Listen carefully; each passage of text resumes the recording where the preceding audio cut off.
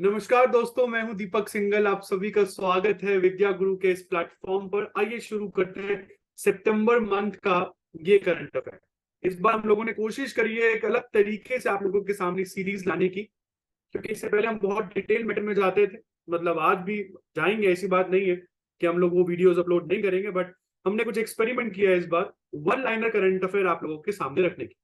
आइए शुरू करते हैं टाइम वेस्ट किए बिना। जैसे कि आप जानते हैं, आरबीआई की तरफ से यूपीआई लाइट फंक्शन को अलाउ किया गया। अब ये यूपीआई लाइट क्या है यार? यूपीआई लाइट एक्चुअली में एक ऐसा वॉलेट सिस्टम है जिससे आप बिना पिन डाले किसी को 200 रुपए तक की पेमेंट या उससे कम, 200 या उससे कम तक की पेमेंट, यूपीआई पेमेंट भेज सकते थे। भले आपका इंटरनेट कनेक्शन अनस्टेबल हो, क्योंकि आपको पता है कि गूगल पे, पेटीएम, फोन पे, जहां पर इंटरनेट कनेक्शन थोड़ा सा वीक होता है वहां पर पेमेंट आपकी प्रोसेसिंग में चली जाती है। तो यहाँ पर ऐसा कुछ नहीं है। यूपीआई लाइट आपके कम इंटरनेट सर्विस में भी चलने वाला एक मस्त प्रोग्राम है। एक तरीके से जैसे वॉलेट यूज करते हो आप, वैसे ही ये एक तरीके से यूपीआई का वॉलेट है। एक ऐसा वॉलेट जिससे आप छोटी मोटी पेमेंट बिना किसी रुकावट के फेल हुए किसी को भी भेज सकते हो। प्रॉब्लम क्या है कि यार 200 रुपए की लिमिट बहुत कम थी, इसलिए आरबीआई की तरफ से अब ये लिमिट बढ़ाकर 500 रुपए कर दी गई है। अब आप किसी को भी 500 रुपए तक की पेमेंट यूपीआई लाइट से भेज सकते हो। बट यूपीआई लाइट पे मैक्सिमम कितने पैसे लोड कर सकते हो? तो आंसर है 2000 रुपए। 2000 रुपए केवल दिन में 2 बार आप यूपीआई वॉलेट में लोड कर सकते हैं, यूपीआई लाइट में लोड कर सकते हैं। इससे ऊपर अभी अलाउड नहीं है। हाँ, पेमेंट सेंड करने के लिए ऑप्शन को 200 से बढ़ाकर 500 जरूर कर दिया गया है। बट दोस्तों, सबसे इंपॉर्टेंट चीज क्या है कि कितना पैसा लोड कर सकते हो, इसमें किसी तरीके की कोई बढ़ोतरी नहीं करी। इसी के साथ आरबीआई ने अप्रूव कर दिया है दो कॉर्पोरेटिव बैंकों का मर्जर। एक तो है अकोला मर्चेंट कॉर्पोरेटिव बैंक और दूसरा है जलगांव पीपल्स कॉर्पोरेटिव बैंक। इसी के साथ में एयरटेल पेमेंट्स बैंक ने हाल फिलहाल में फ्रंटियर मार्केट्स मास्टर कार्ड के साथ एक पार्टनरशिप करी है, ताकि 1 लाख महिलाओं को, 1 लाख विमेन ओन बिजनेसेस, वो सारे महिलाएं, मतलब वो सारे बिजनेसेस जिनकी ओनर महिलाएं हैं, ऐसे 1 लाख बिजनेसेस को सपोर्ट किया जा सके। अगेन विमेन एम्पावरमेंट की दिशा में एक अच्छा स्टेप है। स्टेट बैंक ऑफ इंडिया ने लॉन्च कर दिया है आधार बेस्ड एनरोलमेंट प्रोग्राम, ताकि मतलब जितनी भी social security scheme state bank of India लेकर आएगा उस सभी में अब आधार बेस्ड एनरोलमेंट हो गया है। इंपॉर्टेंट है। अब आधार बेस्ड एनरोलमेंट से ना थोड़े बहुत फ्रॉड कम होंगे, बैंक का सुपरविजन अच्छा हो जाएगा सोशल सिक्योरिटी स्कीम में, और जो केवाईसी की प्रॉब्लम होती है वो भी बहुत हद तक सेटल हो जाएगी। इसी के साथ आईडीएफसी बैंक ने बीसीसीआई से 3 साल का टाइटल स्पॉन्सरशिप ले लिया है।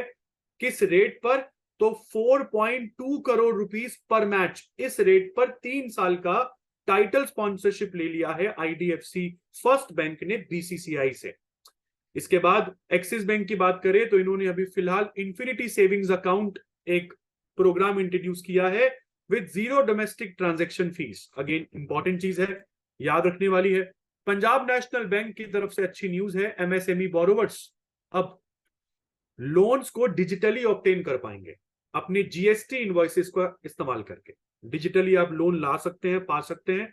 केवल अपने जीएसटी इनवॉइसेस का यूज करना है, things will be ultimately easy. उसके बाद यस बैंक की बात करें तो भाई देखिए, दिसंबर 2022 में ना, दिसंबर 2022 में आरबीआई ने ई रूपी लॉन्च किया था, जिसका लोगो कुछ इस तरीके से था। ई रूपी क्या है? तो हमारी सेंट्रल बैंक की डिजिटल करेंसी है, जिसको सीबीडीसी कहते हैं, सेंट्रल बैंक डिजिटल करेंसी। इसके बारे में कभी अच्छे से आपको समझाऊंगा, बट इतना समझ लीजिए, अभी बैंक को ना नोट छापने पड़ते हैं। आपके बैंक में अगर 10,000 रुपए है, तो वो 10,000 रुपए आप कब लेने पहुंच जाओ अपने बैंक से, तो बैंक आपको मना नहीं कर सकता। इसलिए बैंक आपके 10,000 रुपए अपने पास फिजिकल नोट में मेंटेन करके जरूर रखता है। प्रॉब्लम क्या है कि भाई फिजिकल नोट ऐसा तो है नहीं कि एक बार छाप दिए तो जिंदगी भर चलेंगे, ये तो घिसते रहते हैं। इसलिए इनका कंसाइनमेंट भी आरबीआई को चेंज करना पड़ता है, बड़ा पैसा खर्च होता है प्रिंटिंग में। इसलिए बैंक ने सोचा कि यार इस प्रिंटिंग वाले पंगे को हटाओ, एक सेंट्रल बैंक डिजिटल करेंसी लेकर आते हैं, ताकि लोग पैसे का आदान प्रदान जैसे फिजिकली करते हो ना, वैसे ही करे, बट डिजिटली करे। ये कोई क्रिप्टो नहीं है। यहां पर टोकन के फॉर्मेट में आरबीआई का वॉलेट आपको डाउनलोड करना है, और आरबीआई के वॉलेट में टोकन के फॉर्मेट में आपके पास पॉइंट आएंगे, जहां पे एक टोकन का मतलब होगा 1 रुपया।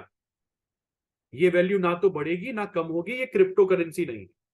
प्रॉब्लम क्या है कि सीबीडीसी से अगर आप किसी को पेमेंट करना चाहते हो तो ऐसे में उस इंसान के पास जो क्यूआर कोड है, वो क्यूआर कोड तो यूपीआई पेमेंट के लिए होता था। तो आरबीआई ने सभी बैंकों से बोला कि यार जब भी आप यूपीआई क्यूआर कोड देना, उस क्यूआर कोड को इस तरीके से बनाए ताकि किसी कस्टमर को अगर सीबीडीसी के थ्रू भी पेमेंट करना हो तो वो सेम क्यूआर कोड की मदद से पेमेंट कर पाए। तो ऐसा करने वाला यस बैंक पहला बैंक हो गया। समझ, मतलब आशा करता हूं समझ पा रहे होंगे। इसके बाद चलते हैं नगनार स्टील प्लांट की तरफ। भाई इसने हिस्ट्री बना दी है with Swift hot rolled coil production, जो केवल इन्होंने 9 दिनों में किया है, just 9 days after the hot metal commencement. Important है। उसी की तरफ से जीआई टैग मिल गया है। जीआई टैग जिसको ज्योग्राफिकल इंडिकेशन टैग बोलते हैं, क्यों मिलता है? किसी भी चीज की ना ऑथेंटिसिटी प्रूव करने में कि हाँ यार ये चीज ना यही मिलती है, यही की ओरिजिनल है। तो जीआई टैग उसकी ओरिजिनलिटी को शो करता है। और उसी तरीके से असम का एक चावल है जिसको चोकुवा चावल कहते हैं, चोकुवा राइस, जिसको मैजिक राइस भी कहा जाता है, उसको जीआई टैग मिल गया। इसी तरीके से मिस वर्ल्ड 2023 का ये प्रोग्राम इस बार दिसंबर में इंडिया के कश्मीर में होगा, ये भी इंपॉर्टेंट है यार। उसी तरीके से यूपी की कैबिनेट ने अभी 1250 करोड़ का पैसा, 1250 करोड़ का कॉर्पस 18 अटल रेजिडेंशियल स्कूल्स को दिया है, उसके लिए अलॉट किया है। पूरे यूपी भर में बनाए जाएंगे। देखते हैं क्या होता है, इसके ऊपर विस्तार से बात करेंगे बाद की वीडियोस में। अभी इतना समझ लीजिए कि असम ने क्या किया है। असम ने एक नोटिफिकेशन इश्यू करी है जिसमें वो सारी प्लास्टिक बोतल बैन कर दी है जो 1 लीटर से कम पानी देती है। आप देखते होंगे ना प्लास्टिक बोतल्स आती हैं जिसमें 1 लीटर से कम, जैसे हाफ लीटर की पानी की बोतल भी होती है, कभी के बाद 250 ग्राम की पानी की बोतल भी होती है। तो अगर कोई पानी की बोतल जिसकी पैकेजिंग 1 लीटर से कम है, वो असम में नहीं बिकेंगी। वो प्लास्टिक बोतल पूरी तरीके से बैन हो गई है। इसी तरीके से कोलकाता बन गया है भारत का तीसरा इंडियन सिटी जिसके पास air quality early warning system आ गया है। Air quality early warning system आने मतलब लगाने वाला, या जिस सिटी को मिली है ये सिस्टम, ऐसा सिटी कोलकाता बन गया है जो कि इंडिया का तीसरा है। इसी के तरीके से असम कैबिनेट ने 4 नए डिस्ट्रिक्ट बना दिए हैं। इसी के साथ इसके पास 81 सब डिस्ट्रिक्ट भी है। डिलिमिटेशन कमीशन के बाद ये सारी रिपोर्ट आपके सामने आई है। मध्य प्रदेश सरकार की बात करें तो इन्होंने लोगों को मिलने वाली आर्थिक मदद में बढ़ोतरी करी है। यहां तक कि सरकारी नौकरियों में महिलाओं के लिए 35% तक आरक्षण देने की बात कही है। ये मध्य प्रदेश है। जैसे कि आपके पास मध्य प्रदेश के चीफ मिनिस्टर भी सामने है, इंपॉर्टेंट है। एमपी के चीफ मिनिस्टर शिवराज सिंह चौहान आपके पास में इस पिक्चर में दिख रहे होंगे। इसी के बाद अब बात करते हैं फाइनेंशियल ईयर 2023-24 के पहले क्वार्टर में वो स्टेट जिसको सबसे ज्यादा एफडीआई मिला, मतलब विदेशी निवेश मिला, वो महाराष्ट्र हो गया है। अब ये क्वार्टर का क्या पंगा है यार। हमको पता है कि फाइनेंशियल ईयर अप्रैल से शुरू होता है, मार्च में खत्म हो जाता है ना। पहले अप्रैल से शुरू होता है, 31 मार्च को खत्म हो जाता है। तो ऐसे में ना हमने इस पूरे साल को 4 क्वार्टर में बांट लिया जिसमें हर एक क्वार्टर में 3 महीने होते हैं। तो क्वार्टर 1 का मतलब ऑटोमेटिकली अप्रैल, मई, जून हो गया। और इस हिसाब से आप हर क्वार्टर का महीना जोड़ लो। तो यहां पर क्वार्टर 1 लिखा हुआ है, इसका मतलब मैं इन 3 महीनों की बात कर रहा हूं, अप्रैल मई जून 2023 की बात कर रहा हूं। इन 3 महीनों में सबसे ज्यादा फॉरेन डायरेक्ट इन्वेस्टमेंट अगर किसी स्टेट को मिला है तो वो स्टेट महाराष्ट्र है। अगेन बहुत इंपॉर्टेंट है। फिर बात करते हैं नागालैंड की। भाई नागालैंड ने शुरू कर दिया है आधार लिंक्ड, आधार से जोड़कर आपका बर्थ रजिस्ट्रेशन। आधार कार्ड की मदद से या आपका बर्थ रजिस्ट्रेशन नागालैंड में अब आपके आधार कार्ड के साथ लिंक कर दिया जाएगा। बट एक बहुत इंपॉर्टेंट चीज मैं आपको पहले ही बता दूं बेटा, आधार कार्ड या आपकी नागरिकता का प्रमाण नहीं है। It is not the document for proving your citizenship. आपकी नागरिकता का प्रमाण नहीं है आधार कार्ड। बहुत इंपॉर्टेंट चीज। इसके बाद नीरज चोपड़ा की बात करें तो ये पहले इंडियन बन गए हैं जिनको गोल्ड मेडल मिला है। कहां पर? World athletics championship. ये दिन देखने के लिए हमारे पास मिल्खा सिंह आज नहीं है क्योंकि कोविड-19 के चलते उनका देहांत हुआ था, बहुत सी परेशानियों का सामना करना पड़ा था। बट उनकी हमेशा से ना एक इच्छा थी कि भारत भी कभी एथलेटिक्स में वर्ल्ड लेवल पर स्वर्ण पदक जीते। और आज ये सपना जब नीरज चोपड़ा साकार कर रहे हैं ना, तो एक बार आंखें भर आती हैं कि शायद आज मिल्खा सिंह भी इस रियलिटी को, इस हिस्ट्री को बनते देख पाते। इसी के साथ आप फॉर्मूला 1 रेसों के बारे में जरूर जानते होंगे। और इन सभी फॉर्मूला 1 रेस को ग्रैंड प्रिक्स रेस के नाम से भी जाना जाता है। और इसी तरीके से डच ग्रैंड प्रिक्स 2023 जीते हैं मैक्स वर्स्टैपेन। भाई साहब, ये भाई नीदरलैंड से आता है, रेड बुल के लिए कार चलाता है, और 95% रेसेस में यही इंसान विनर होता है। तो इसलिए भाई इसका नाम याद कर लो अच्छे से। उसके बाद बात करते हैं एच एस प्रणॉय की। इन्होंने वर्ल्ड बैडमिंटन चैंपियनशिप पे भारत को ब्रॉन्ज पदक जिताया है। इसके बाद आगे बात करें तो फीफा ने श्रीलंका फुटबॉल फेडरेशन पर लगे बैन को उठा लिया है, और इसी तरीके से भारत जीत गया है world Asian hockey world cup qualifier. इसी के साथ आगे कुछ इंपॉर्टेंट दिनों के बारे में बात करते हैं। जैसे 30 अगस्त को आप नेशनल स्मॉल इंडस्ट्री डे बनाते हैं। इसी दिन हम इंटरनेशनल व्हेल शार्क डे भी सेलिब्रेट करते हैं। 29 दिन को राष्ट्रीय खेल दिवस मनाया जाता है, स्पोर्ट्स डे मनाया जाता है। और थीम बहुत इंपॉर्टेंट है। क्या है theme? Sports are an enabler to inclusive and fit society. भाई देखो, खेलोगे कूदोगे नहीं तो आपकी बॉडी भी स्वस्थ नहीं रहेगी। और कहा भी जाता है ना कि एक स्वस्थ मस्तिष्क में, सॉरी, एक स्वस्थ शरीर में ही एक स्वस्थ मस्तिष्क निवास करता है। तो बहुत इंपॉर्टेंट चीज है ये, इस कोड को जरूर याद रखिएगा। इसके बाद आगे बढ़ते हैं तो 31 अगस्त को मनाया जाता है दोस्तों international day for the people of African descent. 31 अगस्त को ही विश्व संस्कृत दिवस भी मनाया जाता है, वर्ल्ड संस्कृत डे।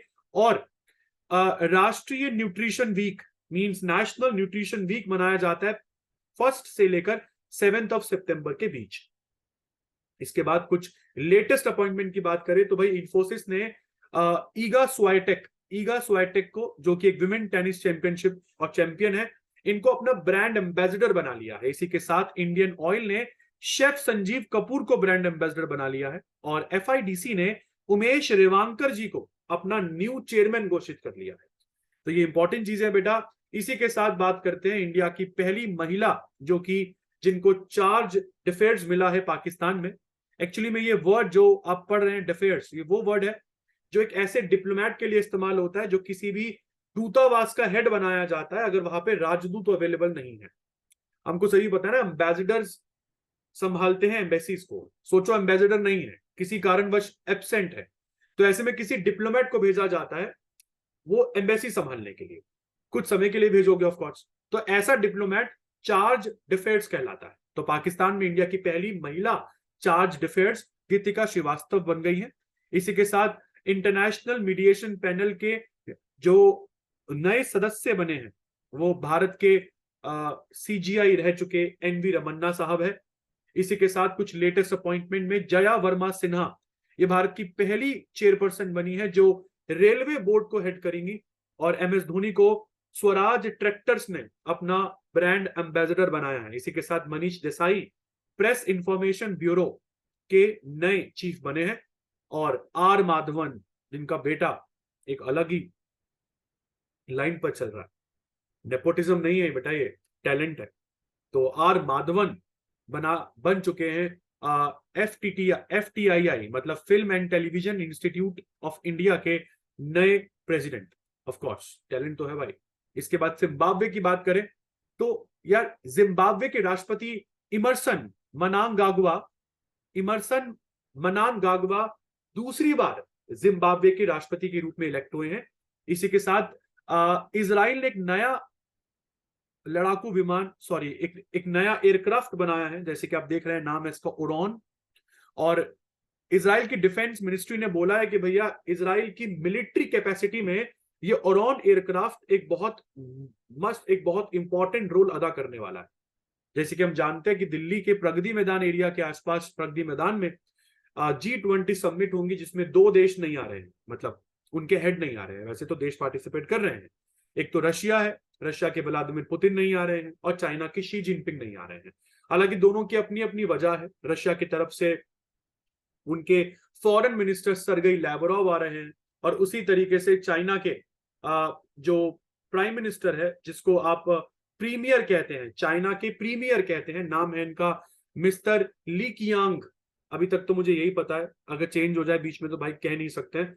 तो मिस्टर ली कियांग ये शी जिनपिंग की तरफ से आने वाले हैं भारत में। हालांकि दोनों का स्वागत सत्कार उसी तरीके से किया जाएगा जैसे कि हम लोगों ने व्लादिमीर पुतिन और शी जिनपिंग का करना था। अब क्या रीजन है अपन को नहीं पता, बट सिंपल चीज क्या है कि चाइना भी ना थोड़ा बहुत दखलंदाजी करने से पीछे नहीं हट रहा।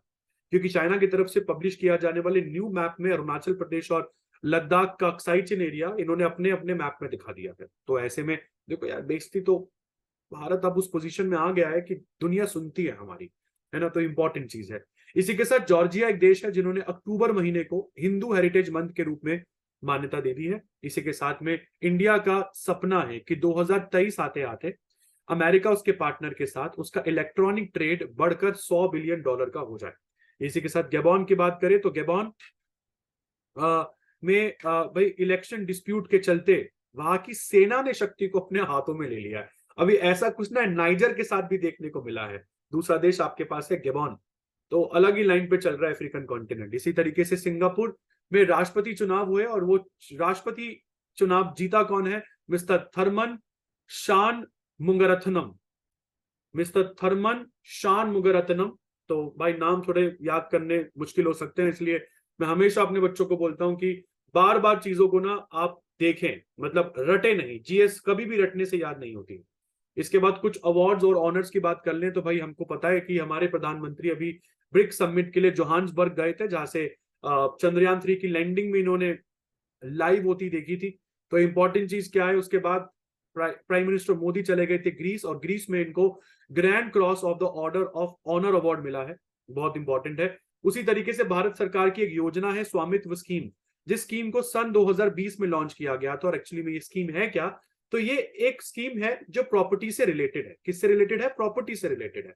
इंपॉर्टेंट स्कीम है भाई, बहुत से लोग इसके बारे में शायद नहीं भी जानते हैं। मैं आपको पहले बता दूं, ये स्कीम प्रॉपर्टी से रिलेटेड है और इंपॉर्टेंट स्कीम है। स्वामित्व स्कीम एक प्रॉपर्टी सर्वे प्रोग्राम है जो एनडीए की सरकार ने सन 2020 में लॉन्च किया था। एक्चुअली में जो रूरल इंडिया है, उस रूरल इंडिया में सोशो इकोनॉमिक एम्पावरमेंट को बढ़ावा देने के लिए स्कीम को लॉन्च किया गया था। तो बढ़िया ये स्कीम चल रही है, इसलिए इसको नेशनल अवार्ड दे दिया गया है ई गवर्नेंस का। उसी तरीके से प्रियन सेन ये बन चुकी है मिस अर्थ इंडिया 2023 की विनर है ये। इसके बाद रेमॉन मैग्सेसे अवार्ड के इंडियन विनर है डॉक्टर रवि कन्नन। वैसे ये अवार्ड 2023 का एक Indian winner doctor Ravi Kannan को दिया गया है। और उसी तरीके से शांता थाउतम को ब्रिक्स इनोवेशन फोरम में वर्ल्ड इनोवेशन अवार्ड से नवाजा गया। इसी के साथ भारत के आरबीआई के गवर्नर शक्तिकांत दास को रेटिंग मिली है A+ की। भाई गजब रेटिंग मिली है, A+ की रेटिंग मिली है। किधर? Global finance central banker report 2023 में। Again very important. इसी तरीके से प्रधानमंत्री जनधन योजना को आज लागू हुए तकरीबन 9 साल हो गए हैं। इसको 2014 में लॉन्च किया गया था बम फोड़ने से पहले। किसका सर? डिमोनेटाइजेशन का। 500,000 के नोट बंद करने से पहले लोगों के जीरो बैलेंस अकाउंट खुलवाए थे इसी प्रोग्राम में, अगर आपको याद आ रहा हो तो। बहुत इंपॉर्टेंट प्रोग्राम है, इंडिया में फाइनेंशियल इंक्लूजन को बढ़ावा देता है। मैं आप लोगों के लिए लिख देता हूं यहां पर, इंपॉर्टेंट चीज है। इसी के साथ भाई इंडिया में आजकल एक नई बहस शुरू हो गई है अपोजिशन और रूलिंग पार्टी में, और वो है कि 1 नेशन 1 इलेक्शन, पूरे भारत में एक ही चुनाव। किसके लिए? लोकसभा के लिए। और सभी स्टेट्स में होने वाले जो लेजिस्लेटिव असेंबली के, विधानसभा के चुनाव, वो सारे चुनाव एक दिन में निपटा दो। आपके लिए ठीक है ये बात? देखिए 1952 से तो इंडिया में यही होता आ रहा था। बट बाद में हुआ क्या कि भाई देखो, बहुत सी वॉर लड़ी हमने, अपने बेटे पाकिस्तान को बहुत बार हराया भी है। उस वजह से ना इलेक्शन के प्रोसीजर में थोड़ा बहुत उतार चढ़ाव देखने को मिला, जिसकी वजह से हर साल भारत चुनावी मोड में रहता ही है। तो ये नहीं होना चाहिए। पूरे भारत में सारे चुनाव एक ही दिन निपटा दो ना सर। तो इसके लिए कमेटी बनाई गई है फॉर्मर प्रेसिडेंट रामनाथ कोविंद की अध्यक्षता में। अब देखने की बात यह है कि ये कमेटी क्या रिपोर्ट देती। इसके बाद भाई हमारे चंद्रयान 3 ने सक्सेसफुली लैंडिंग करी थी 23 अगस्त को। हमने इतिहास बनते देखा था 6:04 शाम को, जब ये लैंडिंग सक्सेसफुली हो गई थी, है ना, हम सब जानते हैं। और वो पॉइंट भी प्राइम मिनिस्टर मोदी ने शिव शक्ति पॉइंट बना दिया है। और इसकी याद में 23 अगस्त अब इंडिया का नेशनल स्पेस डे हो गया है। अब भारत अगला मून मिशन भेजेगा जापान के लुपेक्स के साथ। इंडिया के चंद्रयान 3 के रोवर ने घूमते हुए, एक वॉक करते हुए टेस्टिफाई किया है कि भैया चांद की सतह पर सल्फर मिल गया है। सल्फर के साथ साथ और भी बहुत से एलिमेंट्स की खोज की गई है। हालांकि हाइड्रोजन मिला है या नहीं, जो कि बहुत इंपॉर्टेंट है, इसके बारे में मुझे अभी कुछ खास जानकारी है नहीं। इसरो ने अभी इसके बारे में कुछ बताया नहीं है। अगर कुछ बताएगा तो जरूर आप लोगों के साथ साझा किया जाएगा। हाइड्रोजन बहुत इंपॉर्टेंट है इसके लिए। और अभी लोग इसकी खुशी से बाहर निकले भी नहीं थे कि एक और खुशी मिल गई हमें। इसरो ने लॉन्च कर दिया आदित्य मिशन। आदित्य के साथ ये L1 क्या है भाई? देखो L1 का मतलब होता है lag range, lag range point. कौन सा point sir? Lag range point. Lag range point क्या होता है? देखो भाई, अर्थ का मतलब पृथ्वी और सूर्य दोनों का कुछ ग्रेविटेशनल फोर्स होता है ना, दोनों चीजें किसी भी सैटेलाइट को अपनी अपनी तरफ खींचने की कोशिश करती है। तो ऐसे में सैटेलाइट ना सैटेलाइट ना सूर्य की तरफ जाए और ना ही अर्थ की तरफ जाए, मतलब सैटेलाइट इन दोनों के बीच में कहीं बैलेंस हो जाए, जहां पर इन दोनों के ग्रेविटेशनल फोर्स इक्वल क्वांटिटी में लगते हो। सैटेलाइट ना तो सन की तरफ जाए और ना अर्थ की तरफ, ऐसे पॉइंट को लैग रेंज पॉइंट कहते हैं, जो कि 5 है, L1, L2, L3, L4, L5। तो अपन लोगों ने L1 मिशन भेजा है, जो कि अर्थ से तकरीबन 1.5 मिलियन, तकरीबन 1.5 मिलियन किलोमीटर दूर है। कितना? 1.5 मिलियन किलोमीटर। जबकि जो सूर्य कितना दूर है? सूर्य तकरीबन 150 मिलियन किलोमीटर हम लोगों से दूर है। तो इंपॉर्टेंट चीजें हैं यार, इसको समझ लो। इसके बाद आगे चलते हैं भाई। इंडिया ने अपना डेब्यू किया है ब्राइट स्टार नामक एक्सरसाइज में, जो कि इजिप्ट में हुई है। इसी के साथ स्टैंडर्ड ऑपरेटिंग प्रोसीजर SOP पर साइन किया है भारत और फिलीपींस के नेवल चीफ ने। किसके लिए? वाइड शिपिंग इंफॉर्मेशन के लिए। इसके साथ महेंद्रगिरी नामक इंडिया का नया लड़ाकू जहाज मुंबई में लॉन्च हो गया है। इसी के साथ आगे बढ़ते हैं यार। अच्छा सॉरी, आगे नहीं, यहीं पर विराम लेना पड़ेगा। और यही था आज का आखिरी करंट अफेयर इस बुलेटिन का। आशा करता हूं आपको बहुत मजा आया होगा। अगर आया है दोस्तों तो प्लीज देखिए, वीडियो को लाइक किए बिना तो नहीं जाएंगे। कोई कमेंट कर सकते हो, मतलब अगर मैं इंप्रूव कर सकूं वीडियो को थोड़ा और, अपने सुझाव दे सकते हो। कमेंट भली क्रिटिसाइज करो या तारीफ करो, दोनों चलेंगे यार। ऐसा मत सोचना कि आप क्रिटिसाइज नहीं कर सकते हो। जरूर आपके क्रिटिसिज्म लेने को मैं बिल्कुल तैयार रहता हूँ, हमेशा और हमेशा रहूंगा। और कोशिश करूंगा कि हर एक वीडियो में मैं एक और मस्त कंटेंट, एक बहुत बढ़िया कंटेंट आप लोगों के लिए लेकर आऊं। आशा करता हूं अपनी वीडियो पूरे एंड तक देखी होगी, क्योंकि बहुत से इंपॉर्टेंट टॉपिक्स हम लोगों ने इस वीडियो में कवर करने की कोशिश करी है। ठीक है, हालांकि डिटेल्ड वीडियो आती रहेगी, बट इस तरह की वीडियो ना जरूरी होती है ताकि आप फटाक से रिवीजन कर लें। इसी के साथ मैं दीपक सिंघल अपनी वाणी को विराम देता हूं। मिलते हैं इसी तरीके के कुछ बढ़िया करंट अफेयर्स के साथ नेक्स्ट वीडियो में। तब तक के लिए अपना ध्यान रखिए, घर पर रहिए, सुरक्षित।